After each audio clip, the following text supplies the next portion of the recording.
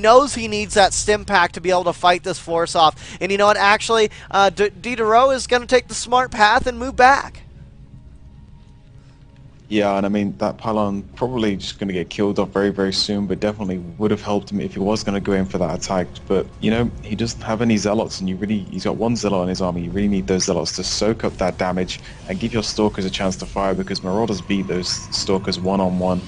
So you need to make him worthwhile. But Diderot, during all of this, he stopped drops, he forced bunkers, and more importantly, he was able to get this higher tech, which is all about how Protoss should be played. You need to wait for that higher tech to roll in, and then you can pretty much demolish the bio. But it's hard playing Gateway versus any tier 1 or tier 2 unit composition against other races, because your units are expensive, and cheap can sometimes just overrun you, outmax you. We see that Diderot is actually behind on supply, and Terran Marauders are actually like half the gas price of Stalkers, yet they still beat them. So you have to be very, very careful about when and where you use these Gateway units. That's a very good point, Fire Silver. We're also seeing those Colossus now on their way out. Thermal Lance on the way as well. 75% complete. Another forge being laid down, or maybe is it the first forge? It very well may be. I am not seeing any others. It looks like that forge will go down, as well as a couple more gateways and level 1 attack upgrade going down right now for Diderot, as we do see Maker finally laying down a third expansion. And I know I say finally like, oh, he's finally laying it down like he should have been before. He seems like he's on a very good timing, and that's not at all what I meant. As we do see these 4 tech labs on these racks just now pumping out Marauders left and right, dude. He's not interested in Marines at all. He doesn't want that Gauss rifle. He wants that those Punisher grenade out of the rocket launcher that those Marauders have. And look at this observer, just cheeky, hanging out over the front of the base here. Yeah, and I think there's like, I wouldn't say broke, but it's really odd how, you know, you would normally think if he's going for this really heavy Marauder composition, you could just go Immortals and stand a really, really good chance. But the problem is that in these kind of mass situations, I mean, we're approaching 150 supply for each race, you just can't afford to use them. You have to go for these splash damage units like the tanks and the Colossus. So it's kind of a weird point there for Protoss, that even though it's not the direct counter, it ends up being just because of the amount of splash damage, and you can abuse the range. And, you know, Force Fields and Colossus. Yeah, that's very, right. very mean composition to deal with. And Terran don't really have many options. You have to be very, very on top of your micro for that. And I don't know, man, there's a lot of chokes here, and there's a lot heading in and out of that base.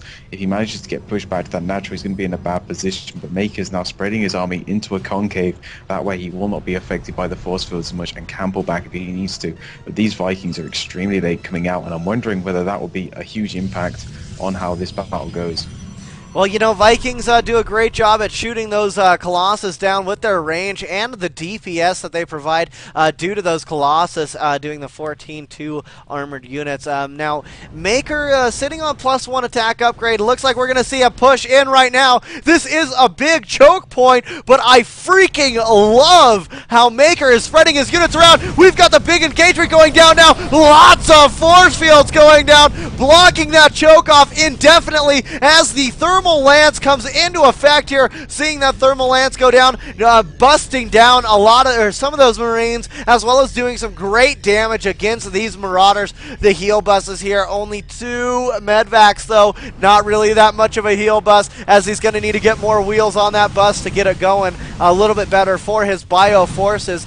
We see Vikings actually being the alternative to the dropships instead, because he feels like he needs to fight off these Colossus, which he very well does, because after he takes down those Colossus, Fire Silver, there's nothing but gateway units. Yeah, and I like other people saying, why isn't he getting charged? Well, the thing is that Root Diderot is actually invested so much in Stalkers. By using the force fields effectively, he doesn't need the Zealots. He can keep Terran at bay and just abuse the range of these, so he doesn't immediately have to go for them. But the +1 armor, along with the blink, is going to prove really, really effective. And he can just walk in here and snipe out these barracks, and also use the Stalkers to try and take out these stray Vikings, because there is move down this ramp and try and take him out. It's just too small, and he'll just get punished way too much by a good player like Diderot. So this is the high level of PvT. Is very, very hard for each race to try and punish the other, just because of how the mechanics are for each race. Definitely, and you know, with the fact that there's so many sentries out with such high energy, any position in the middle of the map or around the players' bases is a potential choke point that can be choked off by 5, 6 force fields, you know? And just by that going down, the Thermal Lance can really punish the Bio. And here we go, another force, another choke point, another set of force fields blocking off all of those Marauders and Marines, even more force fields being laid down. There's no way that these Marines and Marauders can push down that land ramp here, as we are seeing the forces from Diderot move in and move out and move in and move out and do some damage to the Bio here. But you know, here Maker only lost a little bit of his supply in that. Looking at it, we see that Diderot has caught up and has actually pushed ahead in the supply count, getting more and more of these stalkers out and warped into the middle of the map here. He does have these double forward pylons, one of them on that Xel'Naga wall. Diderot sitting on 1-1 upgrades, 1 shield, 1 attack. Level 2 attack is on the way. He's not waiting for it, Fire. He's going right in, throwing down those force fields in that choke.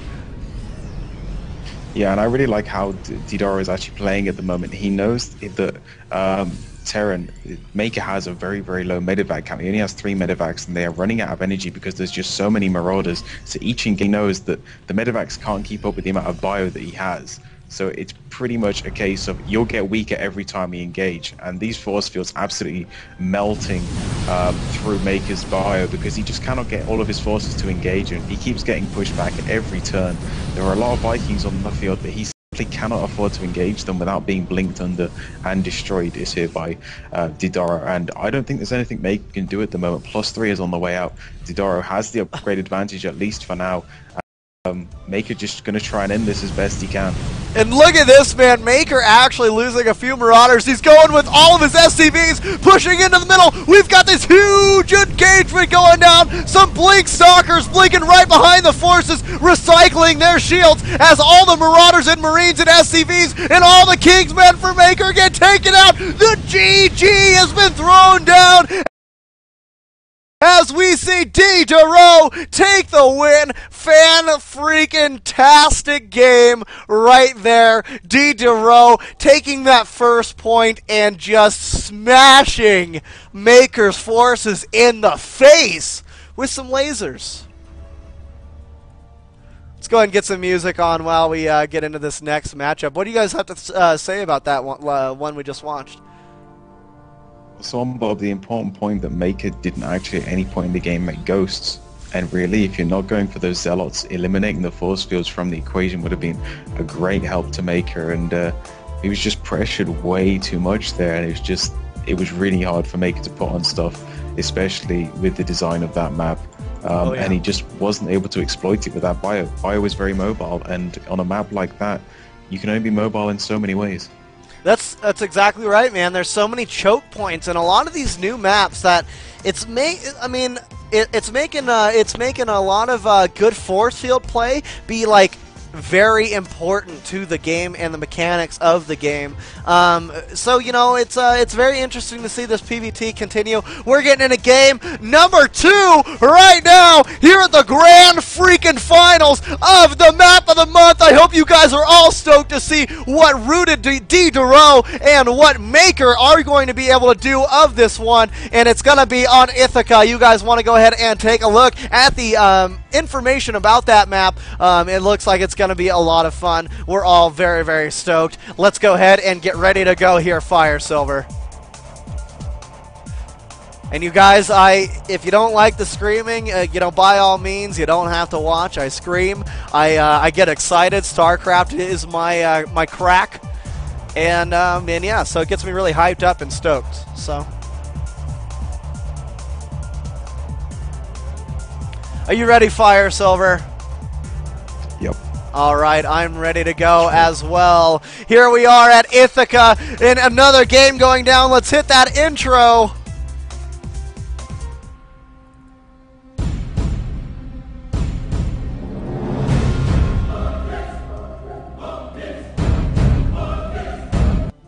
Alright everybody, welcome and thanks for joining us here at Imba TV, where everything is in balance. We've got the map of the month going down right here, right now. It is me, MC Dust, and Fire Silver. Let's get this one going in 5, 4, 3, 2, and 1.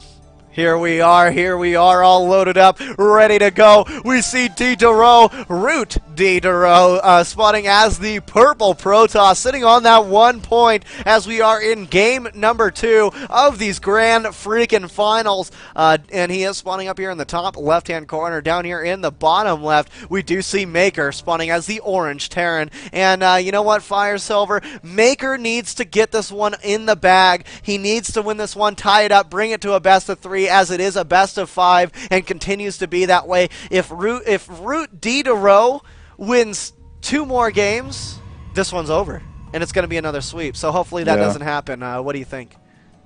I don't know, man. We've seen a lot of sweeps, and I think these two players must be the most equally skilled out of the batch that have been in this tournament. I mean, we've seen some walkovers, but I don't think the Maker's going to go down this easy. Maker is at the top. He plays intra a lot on ladder, so I think he's going to be able to pull something out of the bag this game. Maybe learning from mistakes of the previous game, but we'll have to wait and see. Maker is going for that wall off, so we could see the ever so popular 1-1-1 from him, as he will be able to deny any sort of scouting by D-Duro because of that.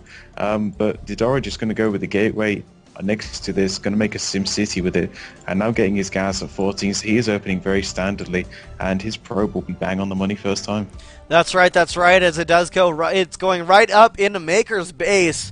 As it climbs the first ramp, you see that this natural expansion is easily accessible, as well as has a bigger ramp to the natural expansion than the ramp that goes up into your main base. So it's very easy to choke off that main base and continue to counter scout or build up that full wall off. Very simple to do. We do see that wall off type of fashion going down for Maker. Will he be going for some 1-1-1? It all depends on when he gets that gas there, Fire Silver. Yep, and it's also he needs to get rid of that probe before he doesn't want to reveal anything right now. And that, you know, very good reason why he's delaying that second gas. Here comes the Marine, and here will come the Mule being down right now. There it is, and he's still trying to get rid of that probe. The shields have gone, just needs to take it out now, but needs to do this fast because he knows that every second is delaying this build.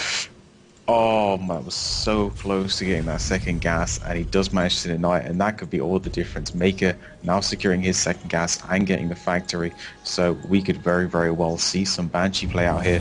But in the base of D-Duro, we actually see no Zealot. He just went straight for the Stalker, so skipping that, possibly in favor of a second gateway. We'll have to wait and see.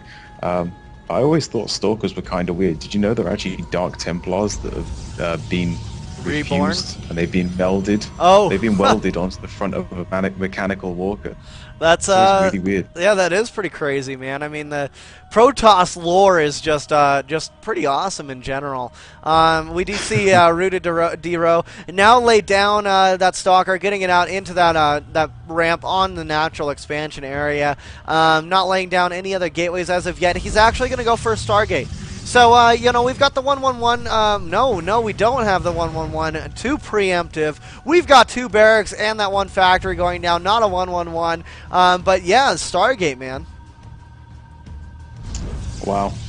So, we will be having a 2-gate Stargate by the looks of it, and this build is great for doing expansions as Protoss, because whether you go Void Ray, whether you go Phoenix, you can always put on a lot of aggression, and also the 2 units give you great map vision, and you can pretty much eliminate all possibilities of your opponent controlling these Xel'Nagas by just flying over there. But Maker with just Marines, he's going to have to keep those Marines in his base to kind of thwart this harassment or invest in some turrets. But we see a tank coming out now for Maker with the siege tech, so he did decide to go for these early tanks, and there is no tech lab on either of these barracks, so he is not going to have Stimpak. And you know, against Void Rays, you kind of do need that Stimpak if he does decide to go with 2 or 3, because you simply can't catch them. And D-Duro doing a great job of denying scouting there, so he will still be in the blind, won't even see the sentries. And you know, that knowing if he would have seen the sentries, he would have known that he would have been spending his gas either lightly or elsewhere, and that would have pointed straight towards Phoenixes. But he didn't manage to see that, so he will not know about this coming in. And what a bad time to move out with SCVs as well. D-Duro will scout all of this just like a hallucination. And what will we force here? Definitely going for those sentries is going to help him defend this, but he's not going to be able to get that expansion without being heavily under pressure to try and get more and more units out to try and defend this. But Protoss has so much money, 2 more gateways going down.